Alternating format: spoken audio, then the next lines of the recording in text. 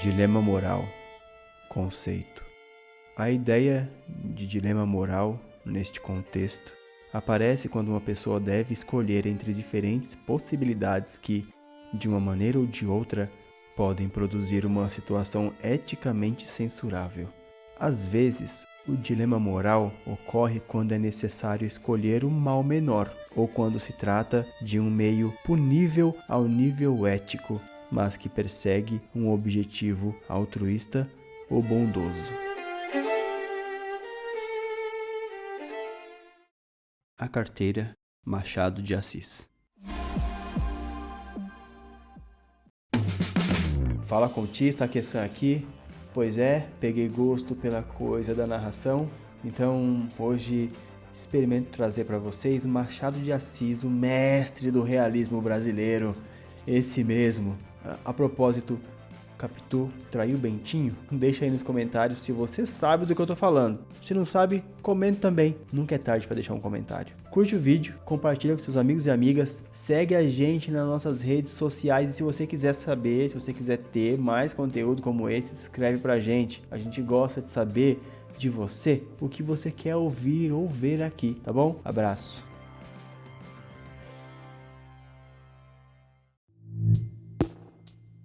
De repente, Honório olhou para o chão e viu uma carteira. Abaixar-se, apanhá-la e guardá-la foi obra de alguns instantes.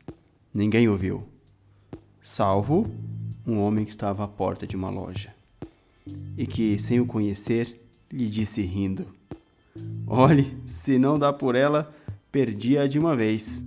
"É verdade", concordou Honório envergonhado. Para avaliar a oportunidade dessa carteira, é preciso saber que Honório tem de pagar amanhã uma dívida, 400 e tantos mil réis, e a carteira trazia o bojo recheado. A dívida não parece grande para um homem na posição de Honório, que advoga, mas todas as quantias são grandes ou pequenas, segundo as circunstâncias. E as dele não podiam ser piores. Gasto de família excessivos, a princípio por servir a parentes, e depois por agradar a mulher, que vivia aborrecida da solidão.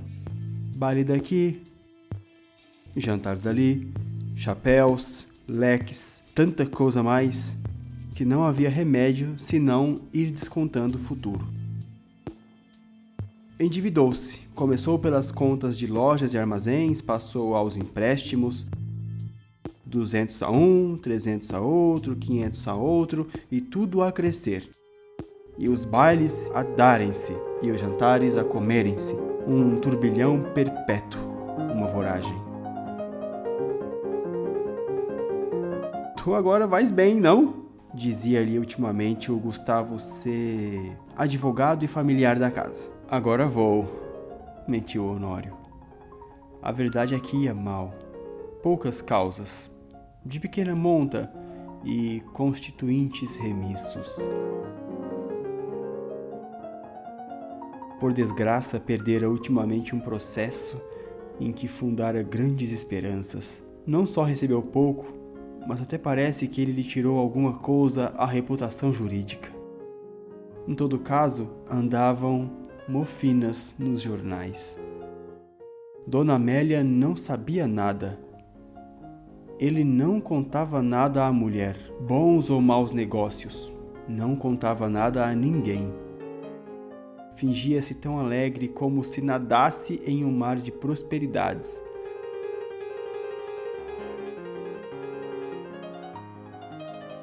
Quando o Gustavo, que ia todas as noites à casa dele, dizia uma ou duas pilhérias, ele respondia com 3 e 4.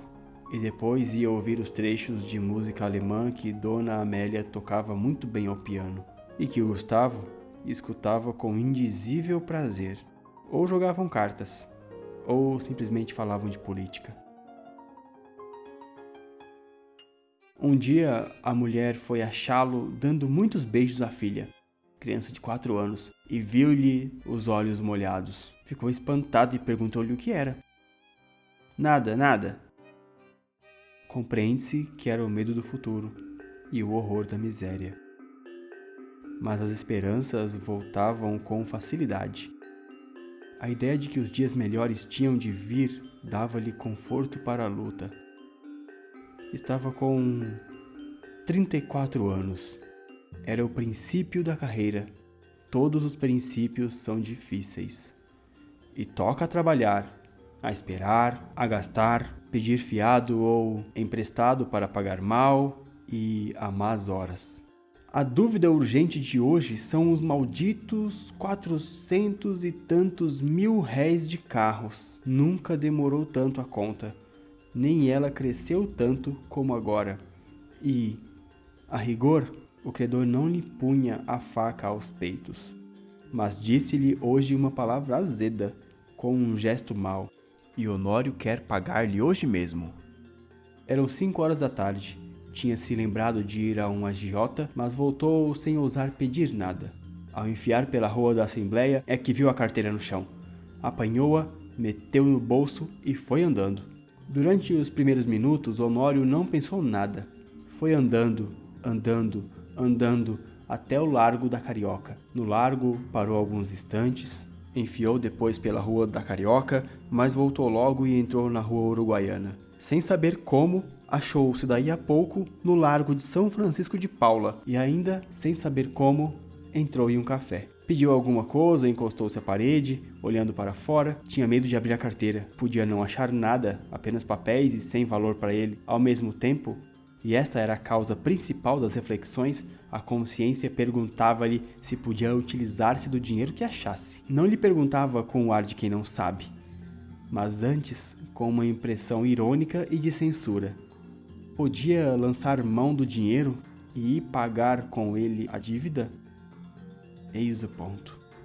A consciência acabou por lhe dizer que não podia, que devia levar a carteira à polícia ou anunciá-la. Mas tão depressa acabava de lhe dizer isto, vinham os apuros da ocasião e puxavam por ele, e convidavam-no a ir pagar a cocheira. Chegavam mesmo a dizer-lhe que, se fosse ele que a tivesse perdido, ninguém iria entregar-lhe. Insinuação que lhe deu ânimo. Tudo isso antes de abrir a carteira. Tirou-a do bolso, finalmente, mas com medo, quase às escondidas. Abriu-a e ficou trêmulo. Tinha dinheiro. Muito dinheiro.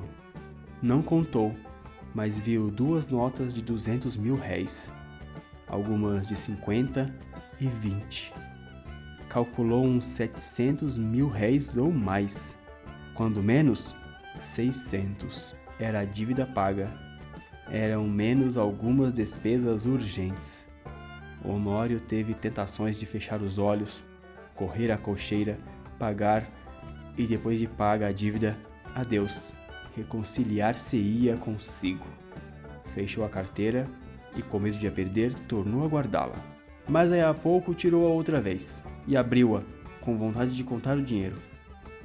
Contar para quê? Era dele? Afinal, venceu-se e contou. Eram 730 mil réis. Honório teve um calafrio. Ninguém viu, ninguém soube. Podia ser um lance da fortuna, a sua boa sorte, um anjo. Honório teve pena de não crer nos anjos. Mas por que não havia de crer neles? E voltava ao dinheiro. Olhava, passava-o pelas mãos, depois resolvia o contrário, não usar do achado. Restituí-lo. Restituí-lo a quem? Tratou de ver se havia na carteira algum sinal. Se houver um nome, uma indicação qualquer, não posso utilizar-me do dinheiro, pensou ele. Esquadrinhou os bolsos da carteira, achou cartas, que não abriu, bilhetinhos dobrados, que não leu, e por fim, um cartão de visita. Leu o nome. Era do Gustavo. Mas então a carteira examinou-a por fora e pareceu-lhe efetivamente do amigo. Voltou ao interior. Achou mais 2 cartões. Mais 3, mais 5. Não havia duvidar. Era dele. A descoberta entristeceu-o. Não podia ficar com dinheiro sem praticar um ato ilícito e, naquele caso, doloroso ao seu coração, porque era um dano de um amigo. Todo o castelo levantado esboroou-se, como se fosse de cartas. Bebeu a última gota de café, sem reparar que estava frio. Saiu e só então reparou que era quase noite. Caminhou para casa. Parece que a necessidade ainda lhe deu uns 12 empurrões, mas ele resistiu. Paciência, disse ele consigo. Verei amanhã o que posso fazer. Chegando à casa, já ali achou Gustavo, um pouco preocupado, e a própria Dona Amélia o parecia também. Entrou rindo e perguntou ao amigo se lhe faltava alguma coisa. Nada. Nada? Por quê? Mete a mão no bolso. Não te falta nada? Falta minha carteira, disse o Gustavo sem meter a mão no bolso. Sabe se alguém achou? Achei-a eu, disse Honório, entregando-lhe. Gustavo pegou dela precipitadamente e olhou desconfiado para o amigo. Esse olhar foi para Honório como um golpe de estilete. Depois de tanta luta com a necessidade, era um triste prêmio. Sorriu amargamente e, como o outro lhe perguntasse onde a achara, deu-lhe as explicações precisas. Mas conhece-te-a? Não. Achei os teus bilhetes de visita. Honório deu 2 voltas e foi mudar de toalete para o jantar. Então Gustavo sacou novamente a carteira, abriu-a, foi a um dos bolsos, tirou um dos bilhetinhos que o outro não quis abrir nem ler e estendeu-o à Dona Amélia, que, ansiosa e trêmula, rasgou-o em 30.000 pedaços. Era um bilhetinho de amor.